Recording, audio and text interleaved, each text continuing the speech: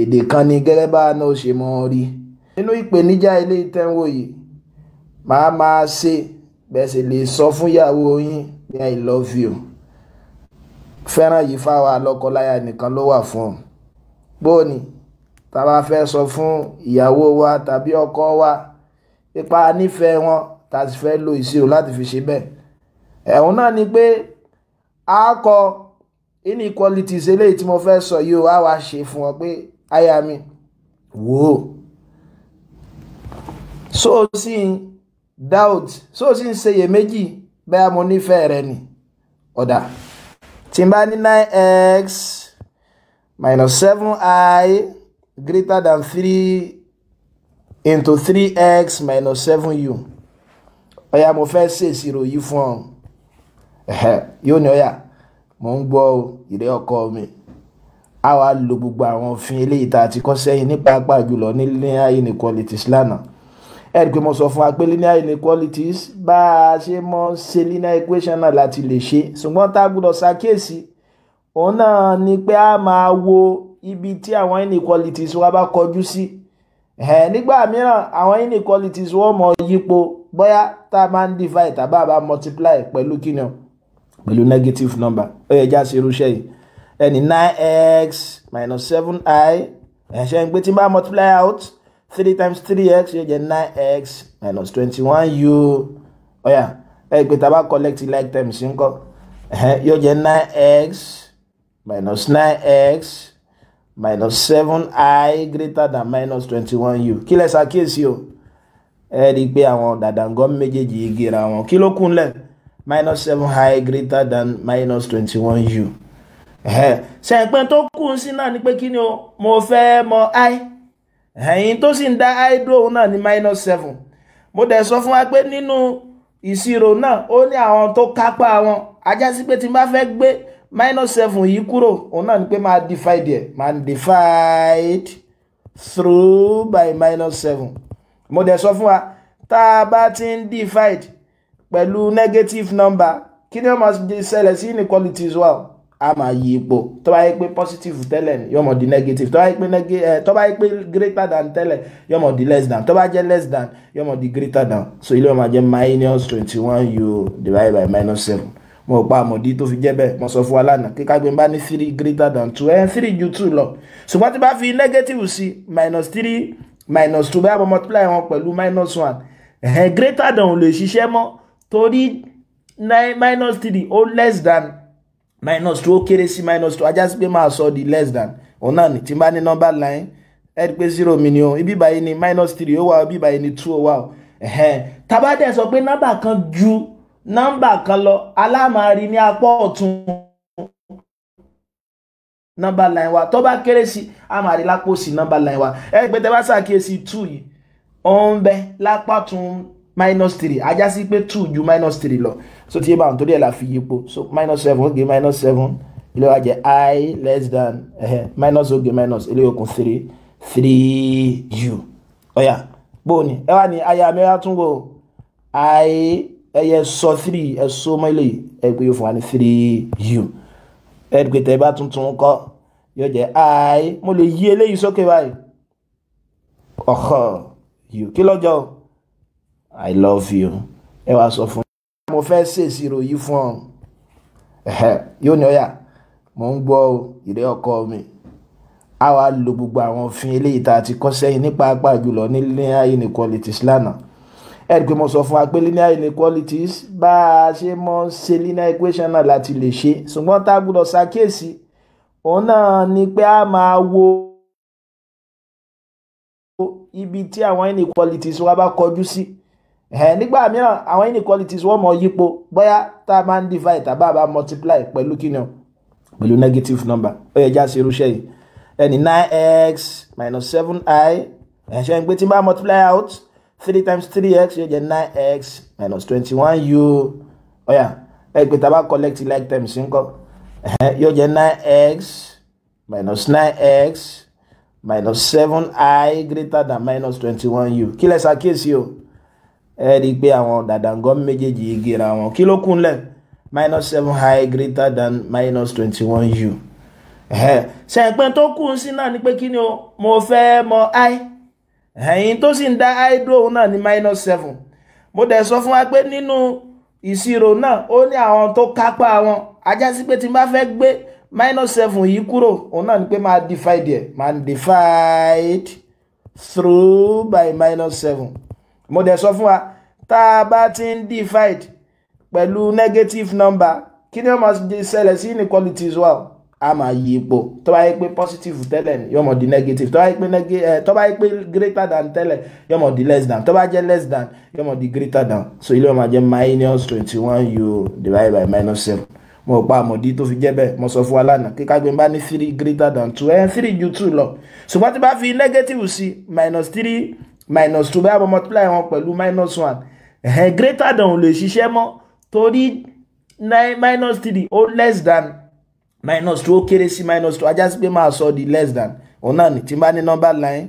ẹ rí pé 0 mi ni o ibi báyìí ni -3 ó wà ibi báyìí ni 2 ó wà o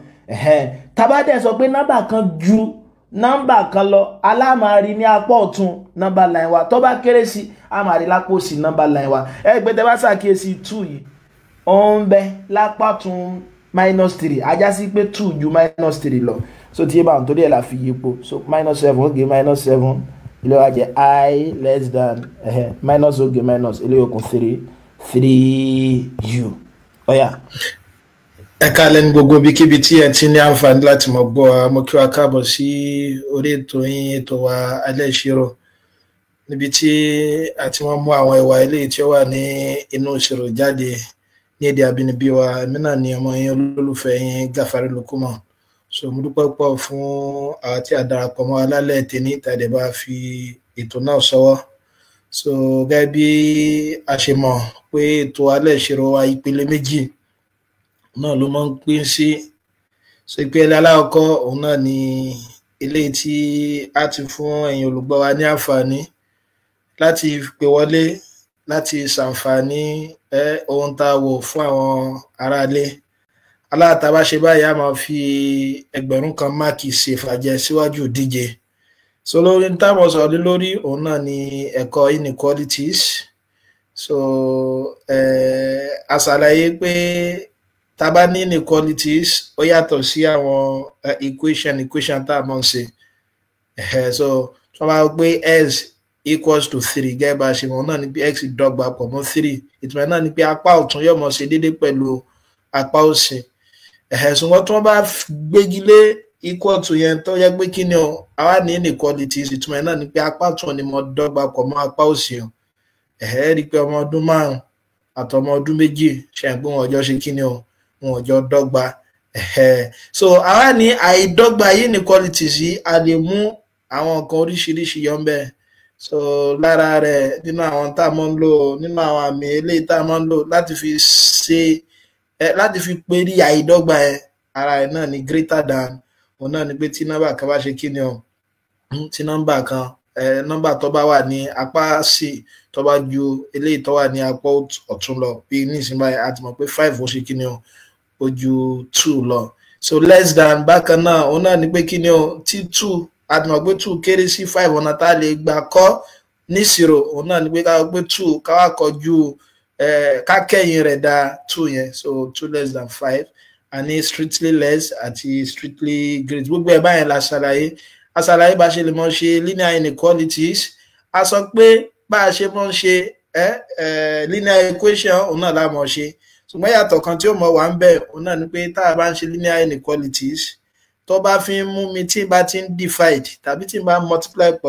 pẹ̀lú negative number máa ní máa yí inequalities mi pò mọ́ bóyá bá ṣe lámọ̀ yìí bó nísìnyí báyìí a ti mọ̀ pé 3 ju 2 lọ ṣùgbọ́n tí ó bí fi mú mi multiply ẹgbẹ́ méjèèjì pẹ̀lú negative 1 ṣe àgbé yóò mọ̀ jẹ́ -3 -2 báwọn kí n tún sọ pé -3 greater than mo ti purọ́ báyìí ajá sí pé a máa ṣe kí ni o a máa yípo àṣàlàyé bá ṣe lè mọ graph inequalities náà eléyìí náà láti mọ mú àwọn ìbéèrè tá a mọ̀ fi ṣèfàjẹ́ lálẹ́ tó ní 15 gẹ́gẹ́ bá ṣe mọ̀ so fún àwọn tábàpọ̀ wọlé gẹ́gẹ́ mo ṣe sọ pẹ̀lú nọ́mbà eléyìí tá a ti mọ̀ yẹn o eléyìí tí ẹ ti ń rí ní orí ẹ̀rọ mi yẹn 08162942400 08162942400 àwọn tábà láǹfààní láti pè wọlé síwájú ìdíje yẹn a máa fi ẹgbẹ̀rún kan máàkì fi ṣèfàjẹ́ lẹ́yìn náà a wá lọ sí gbàgede mo dẹ̀ ṣàlàyé fún wa pé iṣẹ́ wa ní ọ̀sẹ̀ tòní so kò ní rárá kódà fẹ́ràn jẹ̀kọ́ ni so kẹ́yìn náà gbìyànjú kẹ́ darapọ̀ mọ́ wa olóyè Yakub Abiola Moshood ẹ ṣé pọ̀ tẹ́ tún darapọ̀ mọ́ alálẹ̀ ìtẹ̀dẹ̀ bá fi ètò náà sọ́wọ́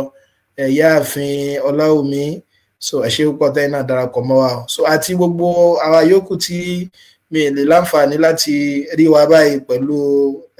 ẹ̀rọ mi so mo dúpẹ́ pọ̀ lọ́wọ́ wa ẹ dákun ẹ jẹ́ ká tún sọ fún àwọn èèyàn wa náà 08162942400 náà nọ́mbà tí a máa pè wọlé ṣùgbọ́n kí n tó lọ mo ní ìkéde ilé ìtẹ̀sánwó fún lọ́dọ̀ olóyè Ayọ̀mídé Adébísí ẹ ṣé pọ̀ tẹ́ náà darapọ̀ mọ́ wa so ẹ gbé tẹ́ bá ń wo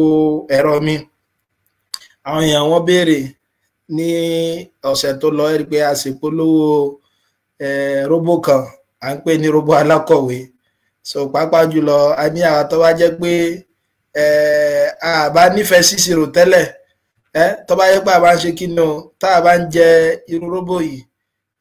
so ó súnmọ́ kọ́ yẹ pé ìṣirò ọmọ wà pàápàá jùlọ tẹ́ bá ti ń ṣe àwọn iṣẹ́ ìṣirò yín abẹ́ ń tẹ̀lé àwọn tẹ̀lé wa tẹ́ bá ti ń fi àwọn róbó ohun tẹ́ fi ń sara rìnrìn tẹ́ fi panu tóró láta púpọ̀ so òun náà nìyẹn so ó wà ní lóríṣiríṣi iyekíye tẹ́ bá fẹ́ rà so ẹ lè kàn sí Ìyáàfin Fatima Lukman lórí nọ́mbà ilé ìtẹ̀wò yẹn 08141241439 wọ́n dẹ̀ wọ́n bá yín fi sọwọ́ ní ibikíbi àyè tẹ́ bá wà so níbikíbi àyè tẹ́ bá wà so lẹ́ẹ̀kan sí náà so fún àwa tí a bá fẹ́ so ń gbọ́wọ́ tó abẹ́fẹ́ ká bá yín polówó àwọn tẹ́ǹṣì ẹ lè fi sọ sí wa pẹ̀lú ògọ́lọ́mbà ká tó bẹ̀rẹ̀ ìdíje náà mọ̀ bá yín gbé sí àwọn èèyàn létí fún àwa tá a bá fẹ́ múra láti lọ sí hajj àti umrọ ìròyìn ayọ̀ eléyìí tí mo gbé fún yín náà ni pé kí ni Al-Qasimi Harmony Travels Limited so tí wọ́n wà ní ìlú Ìbàdàn so wọ́n fi ń fi tó wa létí pé àwọn ti bẹ̀rẹ̀ sí ní mọ gba orúkọ wọlé fáwọn tó bá fẹ́ lọ ní ọdún tèní lówó eléyìí tí ò gún pa so eléyìí tẹ́ pé yóò jẹ́ ọmọ rọrùn fún wa fáà tá a bá wà níṣẹ́ yín bákan náà Allahu Samad àwọn náà wọ́n ṣe kí ni o àwọn náà ṣerun tó jọmọ́ báyẹn so ká gbìyànjú láti kàn sí wọn so wọ́n ní wọ́n mọ̀ fún wa ní wọ́n mọ̀ gbé wa káàkiri oúnjẹ Nàìjíríà lójú ẹ pé ó lè mọ́ rọrùn láti oúnjẹ Nàìjíríà jẹ so àti abáwà lọ́hùn ṣùgbọ́n àwọn wọ́n ní yóò mọ̀ rọrùn láti mọ̀ jẹun Nàìjíríà ládẹ̀ tí mo ṣe kí ni o láti mọ̀ gbé wa káàkiri nọ́mbà ilé ìtẹ́ pé ẹ̀mọ́ pè wọ́n sí òun náà ni ẹ̀ tí ń wò yẹn fún àwa tí a wà ní Ìbàdàn àbíbíkíbi náà Al-Qasimi Harmony Travels Limited àtàbá wà níṣẹ́ iná bákan náà so Allahu Latif so òun náà ni àbí Allahu Samad ẹ̀dẹ̀ wọn rí wọn bá lọ so 08162942400 08162942400 òun náà nọ́mbà tí ẹ mọ̀ pè sí ẹ̀lọ́ ẹ̀ tí wà lórí ètò ẹ̀lọ́ ẹ̀kálẹ̀ kí lórúkọ yín bọ́lẹ̀ tí ń pè ọ́ ní kámọ́kámọ́. Ìyáàfin Ọláwùmí látọ̀yọ́. Ìyáàfin ẹ ṣé púpọ̀ ní àti ìlú Ọ̀yọ́ mo dígbà ọgbẹ́ iná bá darapọ̀ mọ́ ìdíje lálẹ́ yìí. Bẹ́ẹ̀ni. Ọ̀dà ní kámọ́kámọ́ kí lẹ fẹ́ fi ṣàǹfààní fáwọn aráalé kẹ́lẹ́ fi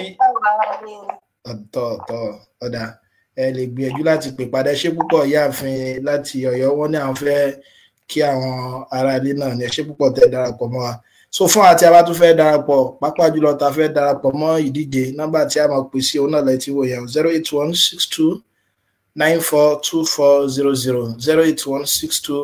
08162942400 so mo tún fi àkókò yìí hello.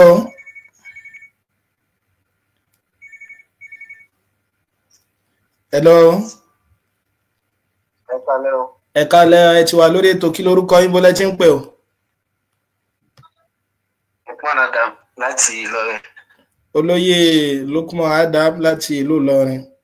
Ní kámọ́kámọ́ kí lẹ fẹ́ fi ṣàǹfààní fún àwọn èèyàn lórí ibi tí díje wọ́n darí lórí lálẹ́ tèmi. Ọ̀yà. ẹ ṣàlàyé fún wa nípa inequality. Ẹ lè sọ fún wa pé inequality ni òun ni kí equation wọ́n máa equal sí ohun tó wà ní ẹ̀yìn rẹ̀.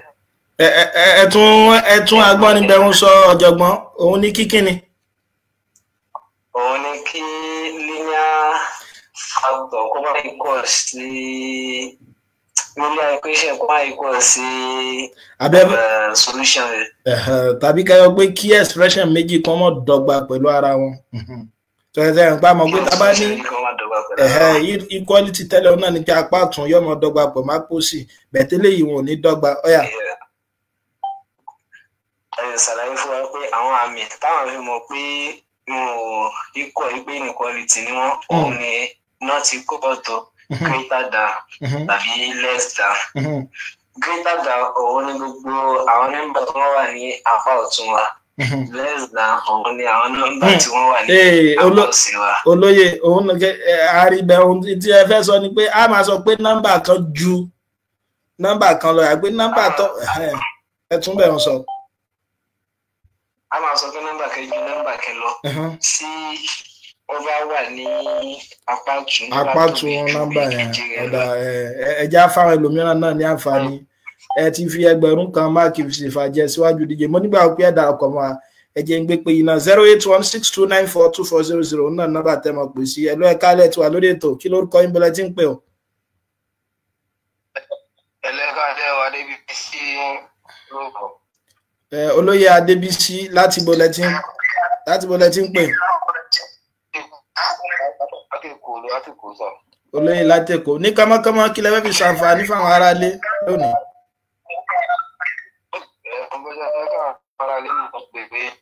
Ètò wa tí ń ṣe inequality. Àmọ́ oúnjẹ ẹ̀kọ́ pé àwọn náà oúnjẹ sí ìkànnì náà lágbára pé a máa ń lo àwọn mi inequality sí wa bí greater than less than then greater than or equal to àwọn tó yẹ pé ojú lọ ó dẹ̀ tún ṣe déédéé pẹ̀lú kíní ẹ̀ náà bí a bá dá sọ pé x greater than or equals to 2 a sọ pé àwọn nọ́mbà tí ó ju 2 lọ tí 2 náà sì tún wà nínú wọn láti 3 4 5 6 lọ sókè bẹ́ẹ̀ ẹ̀yìn tó tó ọmọ less than cost tí ẹ sọ fún wa pé nọ́mbà tí ó kéré sí òmíràn tí ó dẹ̀ ti kó nọ́mbà yẹn náà sínú pẹ̀lú. Ọ̀dà ẹ ṣe púpọ̀ ọ̀jọ̀gbọ́n ẹ jẹ́ ká fáwọn ẹlòmíràn náà ní ààyè mo nígbà pẹ́ darapọ̀ mọ́ abìdíjà yìí náà ti fi ẹgbẹ̀rún máàkì ẹ ti fi ṣèfàjẹ́ ẹ ṣe púpọ̀ 08162942400 nọ́mbà tí a mọ̀ pè sí mi fẹ́ gbọ́ pé àánádẹ́sì fẹ́ pè wọlé o ẹ ti wà lórí ètò kámákámá kí lórúkọ yín bọ́lẹ̀ tí ń pè. ẹ kálẹ́ kí lórúkọ yín bọ́lẹ̀ tí ń pè o. Ahmad Abdulhamid ni o. Olóyè Ahmad Abdulhamid láti bọ̀. Ìlọrin mo bí Ìlọrin ni ẹ fẹ́ kí ẹ̀bùn mi ó lọ lálẹ́ yìí àwọn méjì wọn ti pè láti Ìlọrin kámọ́kámọ́ ọ̀yà kí lẹ fẹ́ fi ṣe àwọn aráadé láǹfààní. Lórí inequality náà ni kí a bá ní inequality wa a lè represent lórí normal line. Okay. A lè represent pẹ̀lú graph. Hello. À ń gbọ́ yín ọ̀jọ̀gbọ́n. So kára níbi x is less than 3 ṣá. So that fẹ́ represent lórí number line. A mú 0. Ṣé o pé x yẹn is less than 2 so infinity ni ọ̀nà yín kíni ni ó ń lọ sí infinity. Hello? Less than 2. Ṣé infinity ní gbà ẹni àbí negative infinity? No, negative infinity. Ọ̀dà olóye ń tọ́ lóye torí àkókò ká lè fáwọn ẹlòmíràn láǹfààní ẹ ṣe pé ẹ̀yin náà ti fi ẹgbẹ̀rún kan máàkì fi ṣèbàjẹ́. In tí ọ̀jọ̀gbọ́n tí wọ́n gbìyànjú láti sọ wọn náà ní pé tá bá nọ́mbà kan ó kéré sí 2 gbogbo àwọn nọ́mbà tí ọmọ kéré sí 2 yẹn wọ́n mọ̀ wà ní apá sí rẹ̀ dé infinity àdẹ̀sọ fún wa pé infinity kọ́ ní nọ́mbà tó pọ̀ jù o ṣùgbọ́n tẹ bá fẹ́ sọ pé nọ́mbà kan pọ̀ gan-an ẹ lè mọ̀ fi infinity ṣe àdáyanrí rẹ̀ ẹ ti wà lórí ètò kí lórúkọ yín bọ́lá tí ń pè ọ́. orúkọ mi ìyáàfin Mariam Abdulaziz. ìyáàfin Mariam Abdulaziz sí bọ́lá tí ń pè wá. láti lọ Ọ̀yọ́. láti lọ Ọ̀yọ́ ní kámọ́kámọ́ ẹ fẹ́ bá a dá sétò ọ̀yà. ẹ ṣàlàyé nípa open interval àti closing interval. èyí pé open interval àwọn limit point ẹ kò ní máa wà included níbi àwọn set abafẹ́ list but closing interval wọn limit point yẹn kó máa wà included. ọ̀dà ẹ ṣe púpọ̀ ìyá àfi olùgbé tí n bá ní báyà bíi open interval 1,3 kí ni ìtumọ̀ rẹ̀ báwọn. omi ìgbé àwọn element àmọ́ níbi 2 lásán. ọ̀dà ẹ ṣe púpọ̀ láká èèyàn ní dàrú so ẹ̀yin náà ni ẹ tó bá fẹ́ pè wọlé ní ìsìn ẹ̀yin náà ti fi ẹgbẹ̀rún máàkì ẹ ti fi ṣèfàjẹ́ ẹ tó bá fẹ́ pè wọlé ní ìsìn mo fẹ́ kí wọ́n ṣàlàyé pé kí ni interval mọ́ ń sọrí open interval kí ládẹ́ ṣe fi mọ́ ń sọrí close interval ẹ̀ka ẹ̀ ti wà lórí ètò ìmọ̀lẹ́ tí ń pè ọ́. Yes sir. Ibn Masud ní sọ̀rọ̀ láti Bioinvest Kano. olóyè Moshood láti Kano ẹ ṣe pọ̀ tẹ darapọ̀ mọ́ sọnù de haiki ẹ mọ́ bínú alẹ́ ìṣirò la pé kí lẹ mọ̀ pé ìṣirò ní èdè Haúsá lọ. ẹ mọ̀ ẹ̀dá ọmọ Yorùbá tàtà ní kánmọ́kánmọ́ kí lẹ fẹ́ fi ṣàlàyé iṣẹ́ lè bá gbé láti ibi tí wọ́n ti ń sọ pé kí ni àtọ̀tọ̀ aláàrin open interval àti close interval ó dàbí mo ṣàlàyé ẹ̀ bí. táwa sọ̀rọ̀ nípa open interval ó mì í pé àwọn nọ́mbà tó bá wà nínú bracket yẹn àní máa include rẹ̀ so yóò máa jẹ́ pé. ẹ sọ pé ẹni àwọn nọ́mbà tó bá wà ní interval yẹn nìkan sọ ẹ má sọ pé tó wà ní bracket yẹn tó wà ní interval yẹn. ok tó wà ní interval yẹn àní máa include rẹ̀ so but tó bá jẹ́ close interval ni a máa include àwọn nọ́mbà tó bá wà ní interval yẹn. ọ̀dà ẹ ṣe púpọ̀ lóye ẹ̀yin náà ti fi ẹgbẹ̀rún máàkì sí fàjẹ́ mo nígbà ọpẹ́ darapọ̀ mọ́ wa níbi ìdíje náà. bẹ́ẹ̀ni sá. ẹ ṣe púpọ̀ olóye ẹ bá kí gbogbo Kánò lọ́hùn ọ̀dà àbí Kánò lẹ́bùn wa lọ ní kámọ̀ wò bọ̀ 08162942400 òun náà ní nọ́mbà tí a máa pè sí. mo fi àkókò yìí dúpẹ́ lọ́dọ̀ àwọn tó ń sọ ó ń gbọ̀wọ́ ẹ̀bùn eléyìí tí máa fún àwọn olùkópa mi lọ́sẹ̀ yìí ọ̀rẹ́ mi dókítà Kẹ́hìndé Tèmítọ́pẹ́ so Dr. Theorem ẹ ṣé púpọ̀ tí ẹ sọ sí wa pé ká fún àwọn akẹgbẹ́ wa tí ó mọ̀ darapọ̀ níbi ìdíje náà ká fún ọ lẹ́bùn olóyè Ajíṣebí Ọ̀yọ́ àti àwọn èèyàn lọ́pọ̀lọpọ̀ látọ̀dọ̀ wọn ẹ ṣé púpọ̀ tí ẹ bá a so ń gbọ́ ẹ̀bùn ilé ìtafẹ́ fún àwọn èèyàn mi náà ní àṣálẹ́ tèmi fún àwa tí abẹ́túfẹ́ mọ̀ ṣe wúrí fún àwọn olùkópa wa so bóyá owó ni àbẹ́bùn mìíràn ni kódà bẹ́ẹ̀ bá fẹ́ kọ́lé fún wọn gbà àbí ṣé tí wọ́n bá gbé ọkọ̀ fún iṣẹ́ nígbà ni wọ́n gbà mọ̀nàkà yìí so lágbọ́lọ́run bá bóyá ìyàwó róbó alákọ̀wé náà kápẹ́ róbó lẹ́fẹ́ fún àwọn ní àwọn náà lè jẹ́ róbó lè fi sọ́wọ́ so àdẹ̀mọ̀ bá yín fi jíṣẹ́ fún wọn ẹ ti wà lórí ètò ẹ̀ka lẹ́ńbọ̀lẹ́ tí ń pè ọ́ ẹ̀ka lẹ́ńbọ̀lẹ́ tí ń pè ọ́ kí lórúkọ yín o. orúkọ mi ni Moshood Abiola láti ìpínlẹ̀ Kwara. olóyè Moshood ó tọ́jọ́ mẹ́ta láti ìpínlẹ̀ Kwara. bẹ́ẹ̀ni sá. ọ̀dà kámákámá kí lẹ́fẹ́ fi ṣàǹfààní fún wa lálẹ́ yìí. lára àwọn kan tẹ ṣàlàyé fún wa náà ni. ọ̀dà àwọn aráàlú ń gbọ́. gbìyànjú láti solve inequality. a máa ṣe gẹ́gẹ́ bí gbàgbà ń ṣe normal equation náà ni. àyàfi ìyàtọ̀ pé yàtọ̀ wọ́n fẹ́ divide both sides pẹ̀lú nǹkan tó bá jẹ́ negative value yóò máa change inequality tá a bá ní sí èyí tó jẹ́ opposite tó jẹ́ dákejì sí. ṣé division lásán ni àbí ó kó multiplication náà sínú ọ̀jọ̀gbọ́n. multiplication àti division náà ni sáà. multiplication àti division ẹ ṣe púpọ̀ ọpọlọ yóò ní dàrú àwọn náà ni wọ́n pe olóyè HK dash náà so mo nígbà pé darapọ̀ mọ́ wa níbi ìdíje náà. pẹ̀lú ògbólọ́ta. àyọ̀mọ̀ retí ẹ ṣe pọ̀ fún àwa tí a jẹ́ oníṣirò náà olóyè Moshood náà wọ́n jẹ́ nǹkan nínú àwọn akẹgbẹ́ wa táwọn náà ń kọ́ ṣirò so ẹ lè tẹ̀lé wọn lórí ìkànnì wọn HK-Mathematics class. So ẹ dẹ̀ mọ̀ gbọ́ àwọn àlàyé yẹn náà yékéyéké. So ẹ ṣé púpọ̀. 08162942400. A máa gba ìbéèrè kan àbí méjì sí kó tó di pé a wọ gbàgede. So ẹ mọ̀ pa àǹfààní tó fi dá pé ká ẹ pè. So òun náà ni pé ẹnìkan bẹ tó yẹ pé lọ́dún tó lọ ní ọ̀sẹ̀ tó lọ lọ́hùn. Òun ló yẹ kó gbégbó orókè tó yẹ kó sepò kéní. Ṣùgbọ́n kò gbìyànjú láti pè wọlé, kò kẹta ló padà ṣe. So tọ́ra kan fẹ́ wo pé sí pé ẹlòmíì tó sẹ́yìn lẹ́ ṣiṣẹ́ òun gangan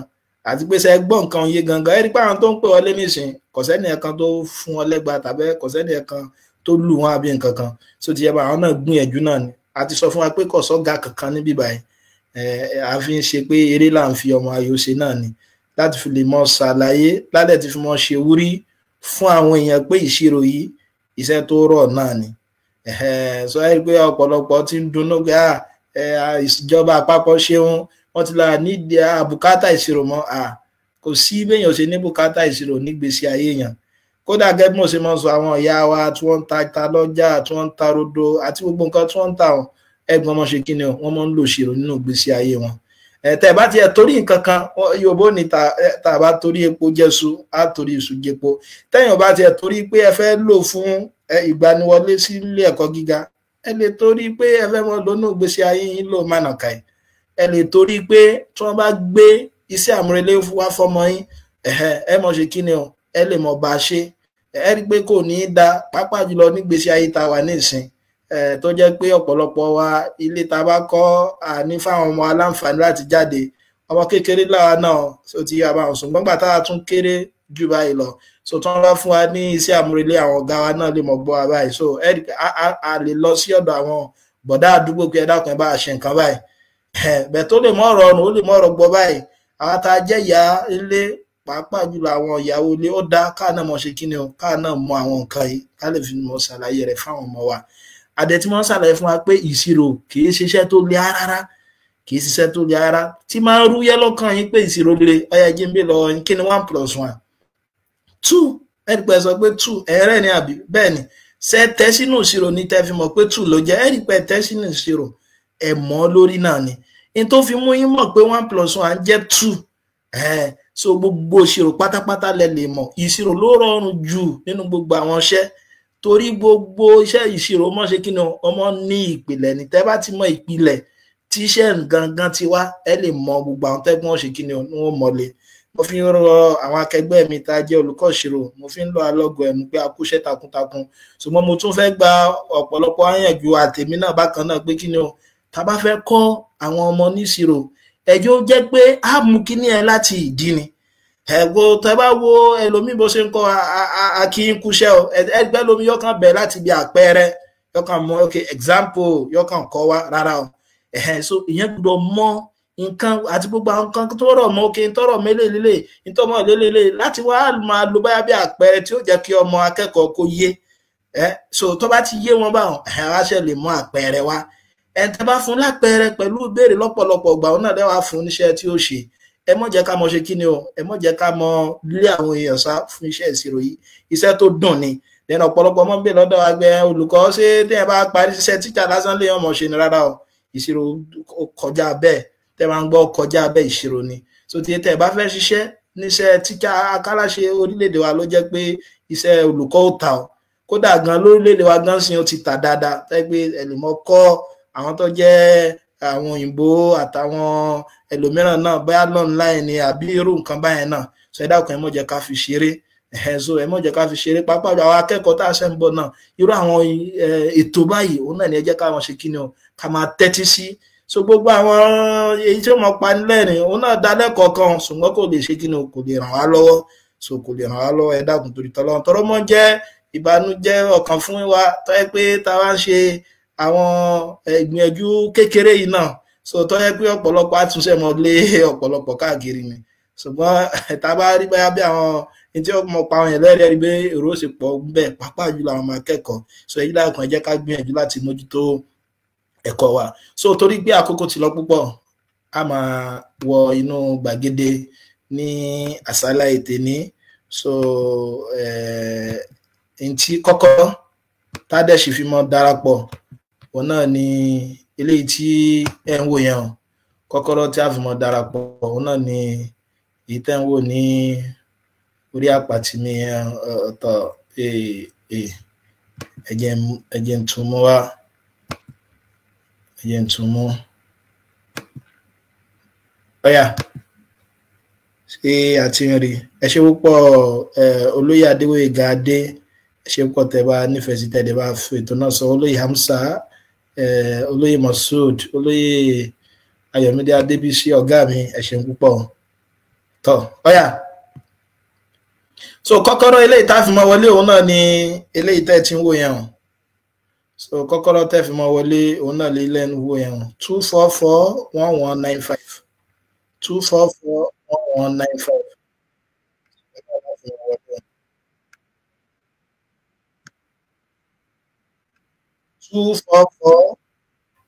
2441195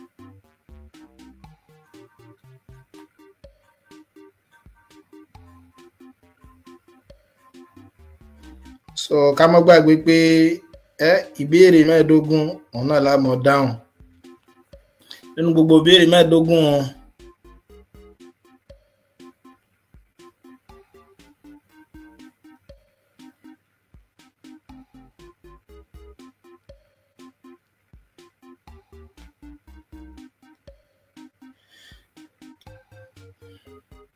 so nínú ìbéèrè 15 yẹn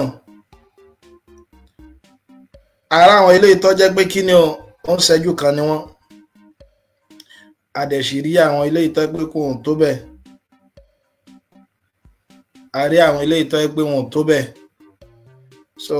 gbogbo wọn náà ni ó dẹ̀ ṣe rọ̀ kódà mo fẹ́ lè sọ pé iṣẹ́ ọ̀sẹ̀ yìí òun náà ló rọ̀ jù olóyè Ibn Mashood wọ́n ti bọ́ sí gbàgede wọ́n ní àwọn ta èèyàn akẹgbẹ́ wa yòókù láyà wọ́n ní Kánò làwọn fẹ́ gbé ife lọ ní alẹ́ tóní ẹ mọ́ lulẹ̀ fa efficiency ẹ káàbọ̀ tẹ́ darapọ̀ mọ́ ẹ ṣeun ashi ẹ ṣe tẹ́ darapọ̀ mọ́ wa immortal ẹ ṣe tẹ́ darapọ̀ mọ́ wa eré láǹfọ̀mọ́ àyọ̀ṣe náà ni kódà ó wù mí tó ayé pé tá a bá lè ṣe kí ni o tá a bá lè mọ fún gbogbo alẹ́bùn ni kò bá wù mí púpọ̀ ṣùgbọ́n ẹ rí i pé tá a bá wà nú ọkọ̀ tá a ní dírẹ́bà kó lè rọrùn kó jẹ́ pé gbogbo náà ni a mọ̀ wọkọ̀ ara wọn tó yẹ pé yóò lulẹ̀ kò túmọ̀ sí pé àwa lulẹ̀ ń tiwa.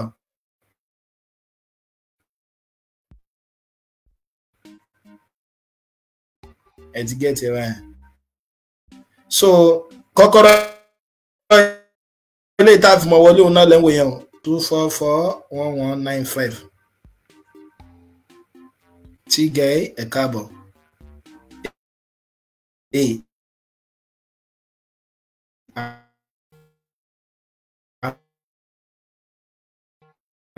àwọn obìnrin máa ṣe kí ni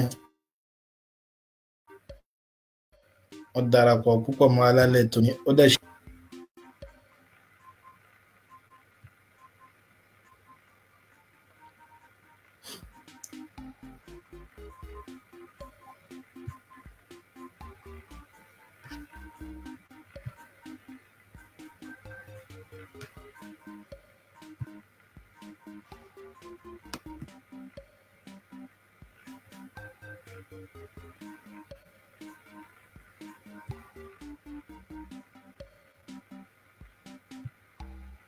Ọ̀dà ká mọ̀ bẹ̀rẹ̀ ló kù fà àbí àwọn mélòó ló ti darapọ̀ èèyàn 13 kẹ́ mọ́ gbàgbé pé káwó tí yóò mọ̀ fún wa ní máàkì eléyìí tó yarantí pẹ̀lú bá bá ṣe yára ìbéèrè wa náà bá dẹ̀ ṣe kí ni bó ṣe yarantí sí so speed àti accuracy òun náà ní fún wa Ọlámilékan ẹ̀yin náà ṣe púpọ̀ tí ẹ darapọ̀ mọ́ wa. So genus ọ̀yà àti bẹ̀rẹ̀ ọ̀yà bẹ́ẹ̀ inequality náà ni àfẹ́ṣe lórí ẹ̀ta èjì ọ̀kan ìbéèrè alákọ̀ọ́kọ́ fún tòní wọ́n ní tá ẹ bá ń ya àwòrán inequality wọ́n ní kẹ́ ẹ mọ́ lo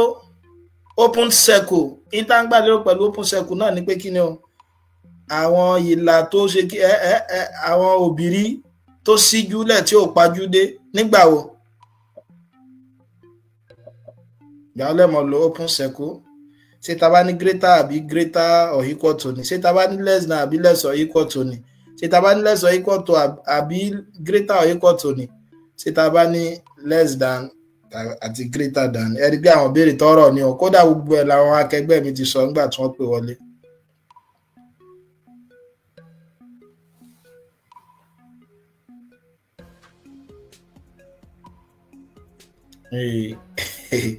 ẹ wọ́n bínú ìbéèrè ohun ilé òun pẹ́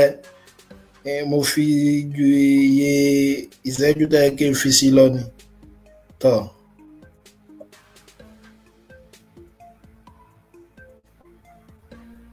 àmẹ́rìnlá àwọn náà ni wọ́n ti ṣe kí ni o.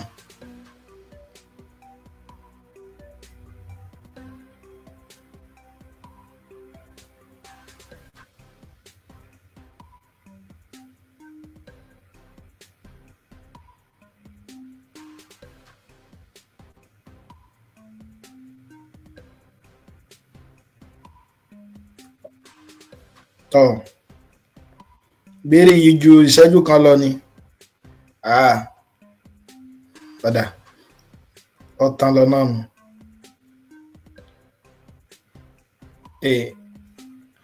mẹ́ẹ̀ẹ́dógún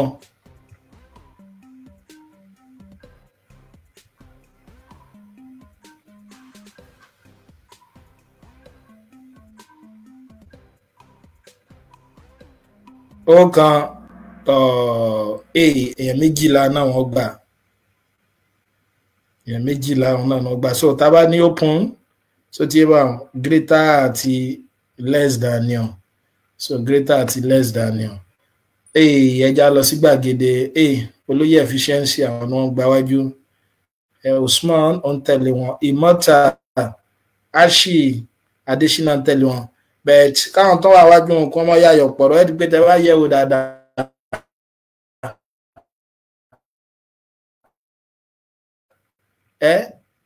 máàkì wọ́n ní kẹ́ ẹ ṣe minus 3s less than 30 minus 3s less than 30 kí ni ọmọ fún wa s greater than minus 90 s less than 33 s less than minus 10 s greater than minus 10 ẹ mọ́ bínú àwọn béèrè kan wọ́n jù ìṣẹ́jú kan lọ àṣìṣe yẹn wáyé nígbà tí mo ń gbé àwọn ìbéèrè wọn sí but wọ́n rò pé àǹfààní lọ́ọ́ ẹ̀kọ́ jẹ́ fún wa àwọn yòókù ń bẹ tó ẹgbẹ́ wọn tó ṣẹ́jú kan.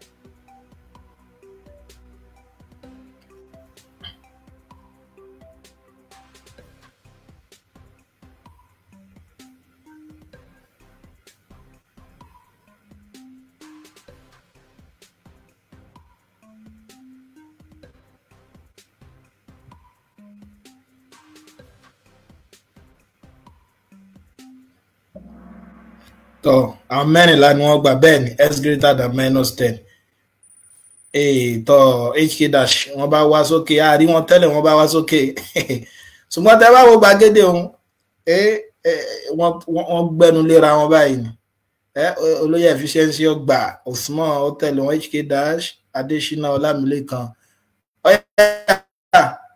ìbéèrè lè tọ́pọ́n sún kàn ìbéèrè ẹlẹ́ẹ̀kẹta ìbéèrè kẹta ni ó wọ́n ní èwo inú quality wo òun lọ́rọ̀ wà á lè sọ pé situation yìí ló túmọ̀ sí lọ bá mu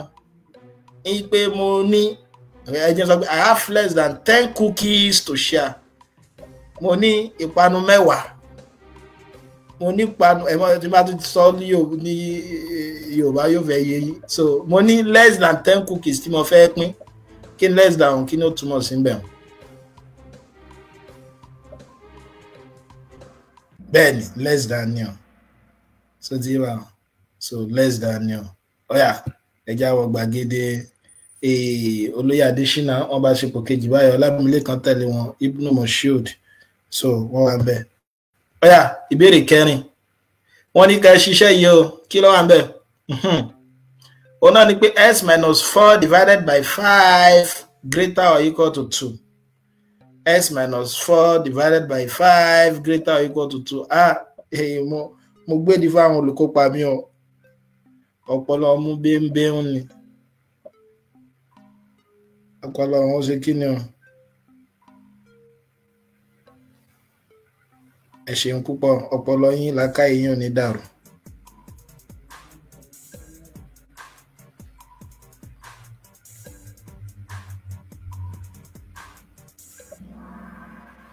Then s greater or equal to 14. Gbàgede ń wà bó ṣe wà ṣùgbọ́n Genus wọ́n wá síwájú díẹ̀ ìbéèrè ẹlẹ́ẹ̀karùn-ún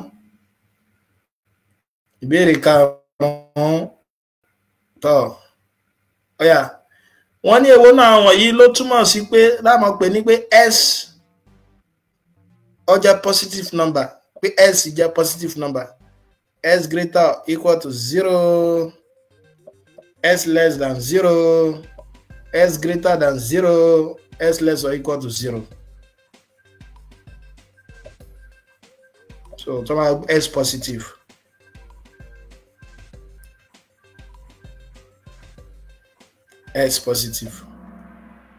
then s greater than 0 ni o so ti nínú ẹ̀kọ́ tí mo fẹ́ ká kọ́ ní agbọ́nrin eléyìí náà ni pé kí ni o tó bá jẹ́ pé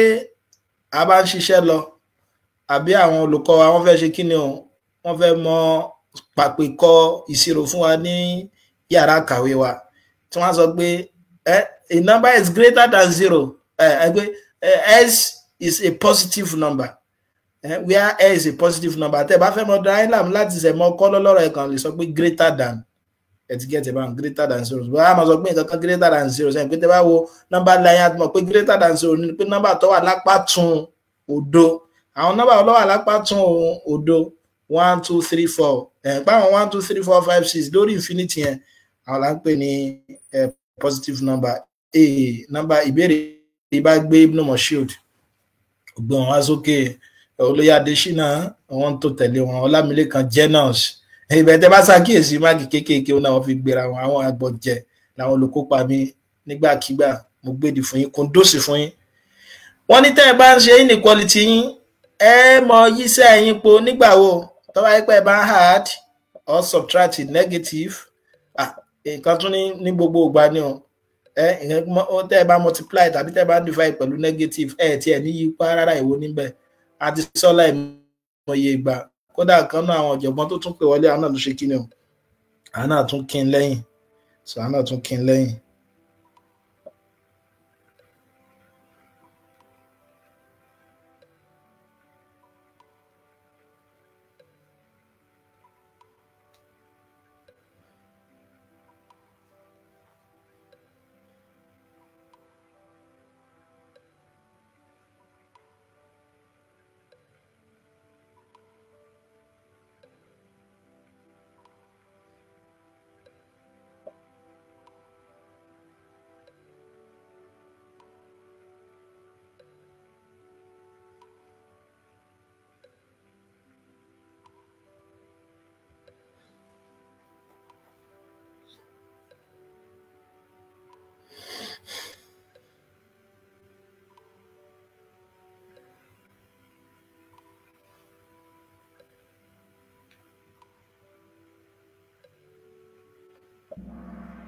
Then so nígbà tá a bá multiply tàbí tá a bá divide gbogbo àwọn yẹn lọ́gbà ẹ o mo gbèdì fún yín kóńdóòsì fún yín o ṣùgbọ́n gbàgede wa kọ́ kò sí o olóyè Adésínà tẹ́ wá ní ọgbọ̀n máàkì sí ẹ bá Ibn Moshood ẹ mọ́ gbà fún wọn olóyè Ọlámilékan ẹ̀yin náà ti fẹ́ bá olóyè Adésínà Genus ẹ̀ ń tọ̀ wọn lẹ́yìn HK dash ẹ̀ náà ń tọ̀ wọn lẹ́yìn ìbéèrè keje wọ́n ní tá a bá multiply àwọn nọ́mbà méjì papọ̀ táwa jẹ́ pé sí rẹ̀ ṣe kí ni o ó kéré sódo kí ni tó túmọ̀ sí àwọn méjèèjì òdo ni wọ́n àwọn méjèèjì jẹ́ negative sign wọ́n tà sí ara wọn tá lè pèsè pé ó wà opposite both positive èwo ní bẹ́ẹ̀.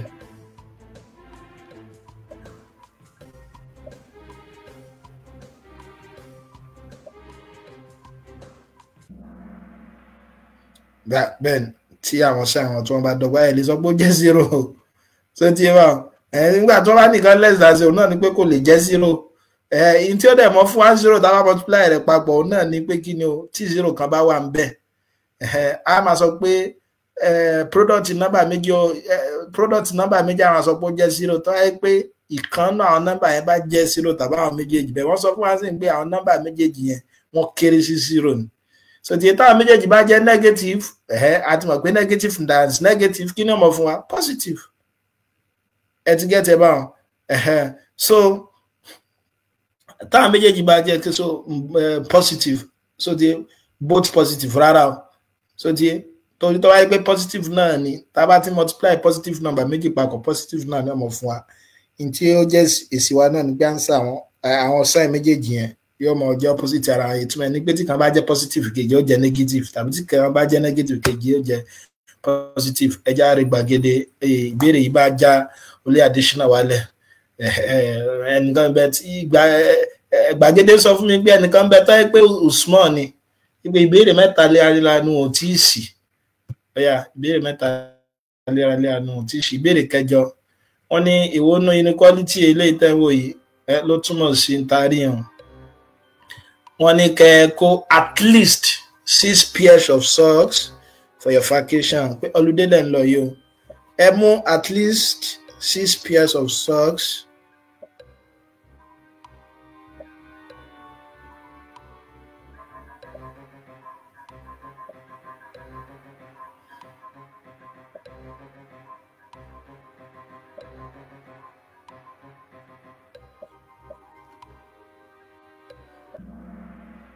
bẹ́ẹ̀ at least ó kéré tán tí bá ní ó kéré tán ẹ̀yin méjì kẹwàá bíbá òun pé ẹ̀yin méjì lè wá tàbí jẹ́ ẹ̀yin méjì lọ so greater or equal to ni o so greater or equal to ni o ọba ó gbé kílókọ ẹ ó gbé kùndùsì fún olóyè Adésínà bí àwọn tí ì ṣe nǹkan kan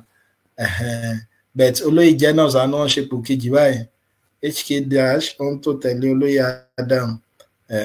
Adésínà Ọlámilékan tó tẹ̀lé wọn. Ìbéèrè ẹlẹ́ẹ̀kẹsàn-án wọ́n ní ká ṣiṣẹ́ yìí iṣẹ́ wo ni o ọ̀yà wọn náà ní pé tí bá ní 7s minus 19 less than 16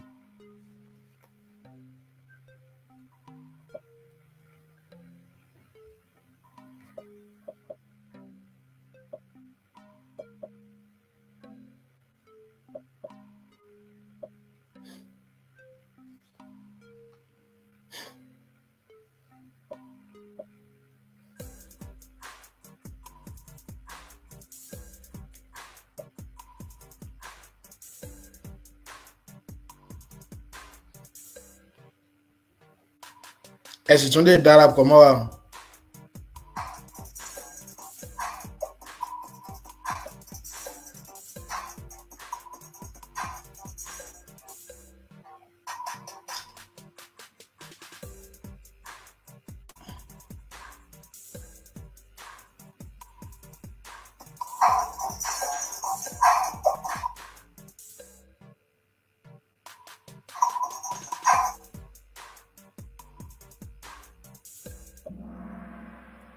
bẹ́ẹ̀ni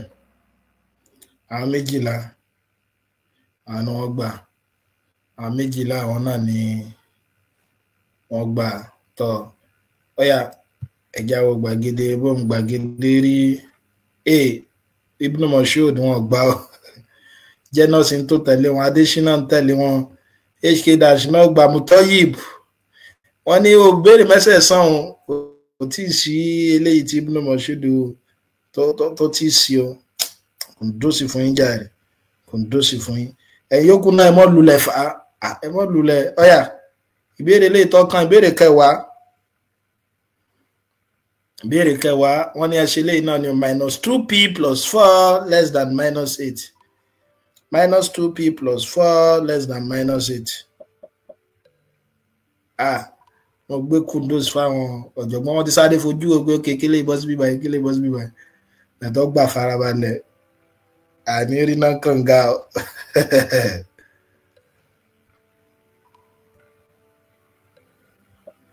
so lẹ́ni olè Adégbóyèga ẹ̀ṣẹ́ púpọ̀ tẹ̀ darapọ̀ mọ́ àwọn.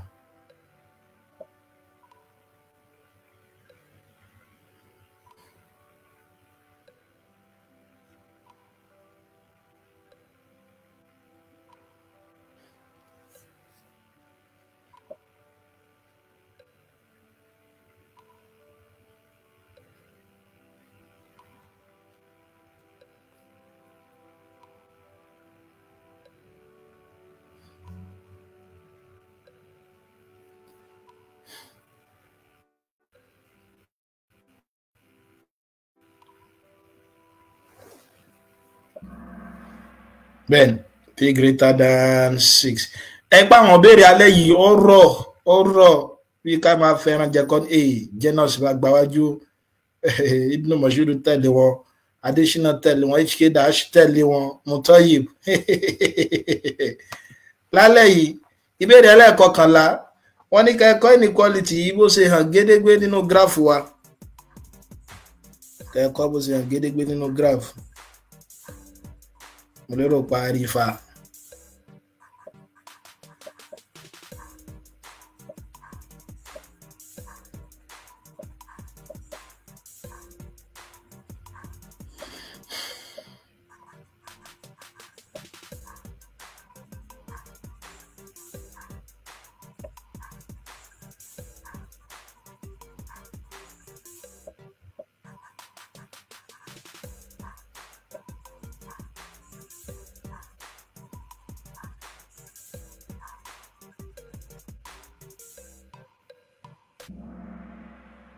Oh yeah, so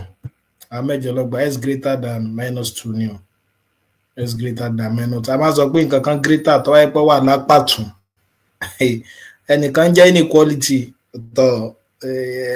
one simple can lower by Janus is a okay HK dash that the web no more showed. Additional inequality. Better Kumenio. It better like a gila. You hit a downtown now. Only you have no more than 90 seconds to solve this problem. Need you, he said you can't bolo.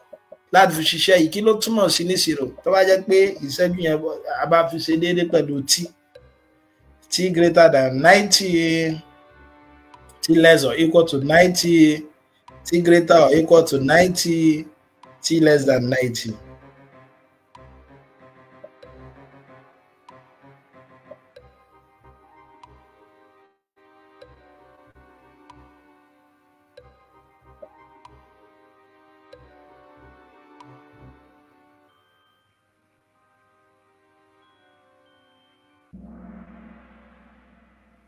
Ben,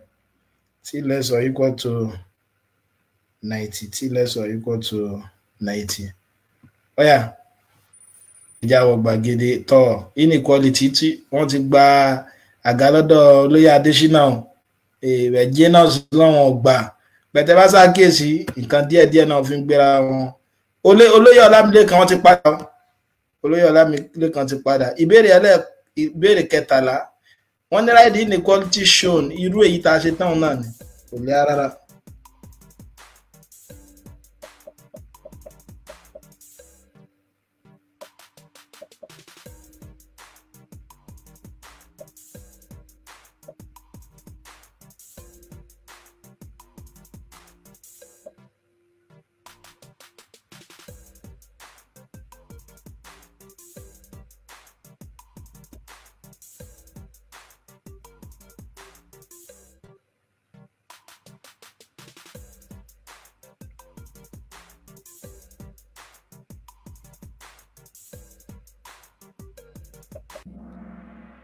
Ben, S less or equal to 15. So, HK dash bá gbáwájú Janus tẹ̀lé wọn Ibn Mas'ud inequality Adésínà. Ọ̀yà, ìbéèrè tó kàn wọ́n ní 3s minus 4 greater than 5s minus 2 tá a bá ní ní ẹgbẹ́ wo nínú number line wa láti máa sọ pé equation yẹn holds ṣé lérí 1 ni àbí ní apá tún 1 àbápá sí 1 àbí ò tiẹ̀ kò bá mú rárá. Olóyè Abdulwashiu Ahmad ilé kí ẹ ṣe púpọ̀ tẹ darapọ̀ mọ́ wa tẹ̀lé bá fi ètò náà sọ. Àwọn olùkópa mi wọ́n ti mọ somi lábíyá báwọn kò rọrùn tó tọ́ ògbédì fún wọn. Tọ́ bẹ́ẹ̀ ni left of fún ààrẹ ìpẹ́tẹ́ bá ṣe tán answer yẹn mọ̀ fún yín s less than minus 1 so yẹn mẹ́wàá lọ́gbà ẹja lọ sí gbàgede hk dash bá wà lókè Jnaz ó tẹ̀lé wọn Adésínà tẹ̀lé wọn Mutayibu tẹ̀lé wọn Ibn Moshood náà tẹ̀lé wọn. Ìbéèrè parí lélẹ́yìí o ìbéèrè parí wọ́n ní hk dash kò tí ì sí ìbéèrè kankan kò ń dósì fún ọ. Ọ̀yà ìbéèrè parí tá a fi mọ ẹni tó lulẹ̀ àtẹni tó ṣe pòké ní ta lẹ lérò pé yóò lulẹ̀ nínú díje wa eléyìí o tí ó dẹ̀ ṣe pòké ní. Ọ̀yà sọ́yà ṣe ń tẹ́ sójú ẹ̀ tọ̀ ọ̀yà ìbéèrè tó parí òun rèé o. Wọ́n ní ká ẹ ṣe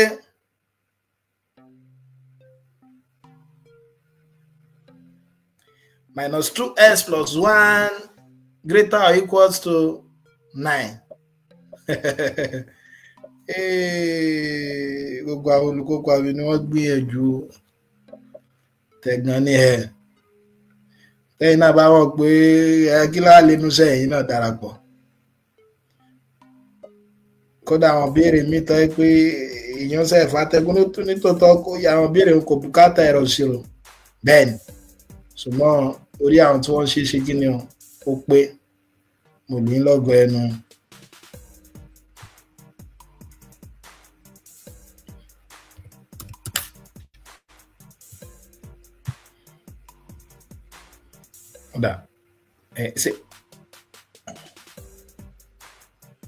Fún ìdíje wa ní alẹ́ ìṣirò tèmi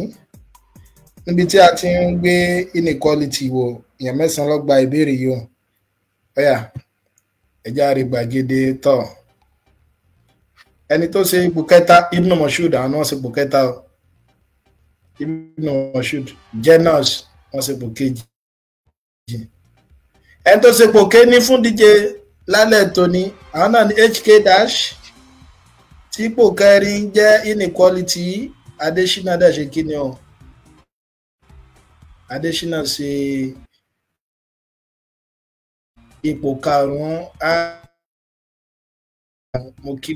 gbogbo wa pátápátá ọ̀dọ̀ wa lọ́gọ̀ ẹnu. Ọ̀yà lẹ́ẹ̀kan sí ẹni òsèpò kẹta ọ̀dọ̀ ẹ̀wọ̀ yẹn Ibn Moshood wọn kẹrẹ̀ Jnaz tó tẹ̀lé ẹ mọ́ gbàgbé pé a lè tí mẹ́ni òsèpò kéní o torí gbogbo àwọn tó ń pè wọlé síwájú díje yẹn wọ́n mọ̀ fi ṣe ń wo yìí ọ́ dàbí wọn ló fẹ́ pè wọlé àfẹnìkan ṣùgbọ́n wọ́n fẹ́ pè wọlé àfẹnìkan tán ẹ̀yà so mo fún wa láǹfààní láti pè wọlé báyà béèrè kan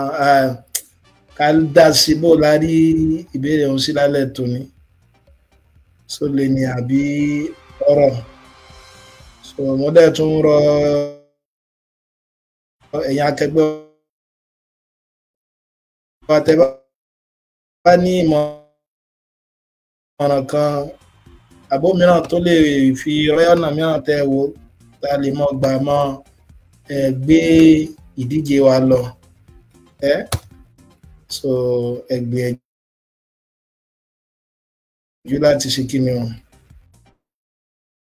yọ gbà wá tí a darapọ̀ máa lóye ní olóyè Ayọ̀mídé ẹ má bínú wọn ní ìfàwọn fún gba tí a darapọ̀ lé ní mo dúpẹ́ pọ̀ lọ́wọ́dọ̀ wa fún àwa tí a ń ṣe ń gbọ́wọ́ ètò náà mo dúpẹ́ pọ̀ ní ọwọ́ wa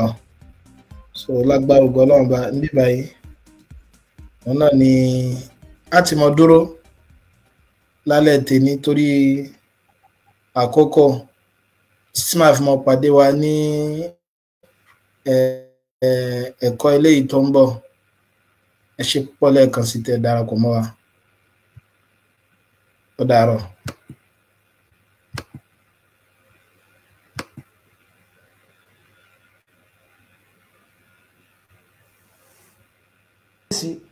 òun náà ni pé a máa wo ibi tí àwọn inequalities wa bá kọjú sí. Nígbà mìíràn àwọn inequalities wọ́n mọ yípo bóyá tá a máa ń divide tàbí a bá multiply pẹ̀lú kíni o pẹ̀lú negative number. Ó yẹ já sí irúṣẹ́ yìí. Ẹni 9x minus 7i ẹ̀ṣẹ̀ multiply out 3 times 3x yóò jẹ́ 9x minus 21u. Ó yá pé tá a bá collect like terms ńkọ́ yóò jẹ́ 9x minus 9x minus 7i greater than minus 21u. Kí lẹ ṣàkíyèsí o? Ẹ rí i pé àwọn dàdàngọ́ méjèèjì yìí gera wọn. Kí ló kúnlẹ̀? Minus 7i greater than minus 21u. Ṣẹ̀pẹ́ tó kù sí náà ni pé kí ni o? Mo fẹ́ mọ i. Ẹ̀yin tó sì ń dá i dúró náà ni minus 7. Mo dẹ̀ sọ fún wa pé nínú ìṣirò náà ó ní àwọn tó kápá wọn. Ajá sí pé tí n bá fẹ́ gbé minus 7 yìí kúrò òun náà ni pé máa divide ẹ̀ máa divide through by minus 7. Mo dẹ̀ sọ fún wa tá a bá ti ń divide pẹ̀lú negative number kí ni wọ́n máa ṣẹlẹ̀ sí inequalities wa a máa yí ipò. Tó bá yẹ pé positive tẹ́lẹ̀ ni yóò mọ̀ di negative, tó bá yẹ pé greater than tẹ́lẹ̀ yóò mọ̀ di less than, tó bá jẹ́ less than yóò mọ̀ di greater than. So ilé wọn máa jẹ́ minus 21u divided by minus 7. Mo pa àmọ̀dí tó fi jẹ́ bẹ́ẹ̀ mo sọ fún wa lánàá kíkà gbé bá ní 3 greater than 2 3 ju 2 lọ. Ṣùgbọ́n tí bá fi negative sí minus 3 minus 2 bá multiply wọn pẹ̀lú minus 1 greater than ò lè ṣiṣẹ́ mọ́ torí minus 3 ó less than minus 2 ó kéré sí minus 2 ajá sí pé máa sọ di less than. Òun náà ni tí n bá ní number line ẹ rí pé 0 mi ni o ibi báyìí ni minus 3 ó wà ibi báyìí ni 2 ó wà o. Tá bá dẹ̀ sọ pé number kan ju number kan lọ alámàrí ní apá ọ̀tún number line wa tó bá kéré sí àmàrí lápò òsì number line wa. Ẹ pé tẹ́ bá ṣàkíyèsí 2 yìí ó ń bẹ lápá ọ̀tún minus 3 ajá sí pé 2 ju minus 3 lọ. So tí ẹ bá ń torí ẹ̀ la fi yípo so minus 7 ó gé minus 7 ilé wa jẹ́ I less than minus ó gé minus ilé okùn 3u. Ó yá bó ẹ wá ní aya mẹ́ra tún wò iu ẹ̀dùgbẹ̀tẹ̀ bá tuntun kọ́ yóò jẹ́ I mo lè yí eléyìí sókè báyìí ọ̀họ̀ you kí lọ́jọ́ I love you. Ẹ wá sọ fún ìyàwó yín pé bẹ́ẹ̀ ni o mo nífẹ̀ẹ́ rẹ o. Ẹ rí